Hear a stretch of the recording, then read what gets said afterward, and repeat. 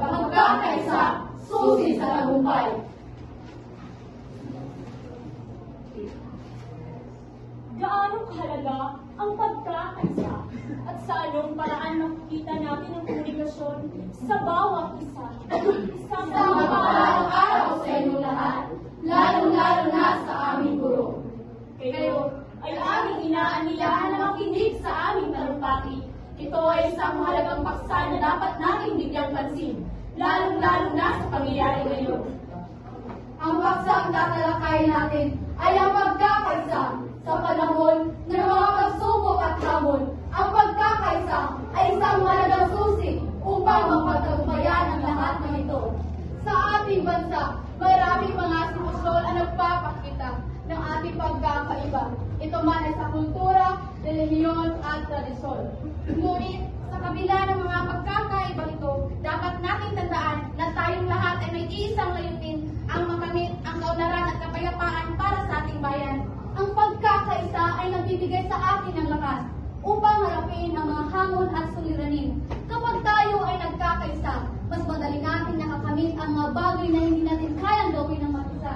Panahon ng kalamidad, nakikita natin ang diwa ng pagkakaisa sa ating mga komunidad. Mabilis tayo nagpapatulong sa mga nangangailangan. Nagtutulungan tayo upang muling bumangon at tayo ang mga wasak at tiwala sa ating bayan.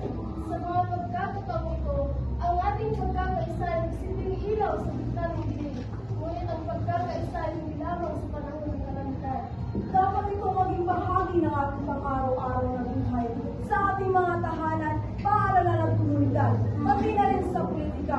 Sama-sama tayo nagtutulungan para sa ikabubuti ng ating bayan. Bagaman tayo ay may mga opinyon at pananaw sa buhay, mahalaga na tayo ay makinig at rumispeto sa kapwa Pilipino dahil ang pagkakaunawaan ay nagsisilbing hakbang tungo sa pagkakaisa. Ang pagkakaisa ay hindi lamang responsibilidad ng ilan, kundi ng bawat isa sa atin sa simpleng pagbuo ng relasyon sa ating kapwa.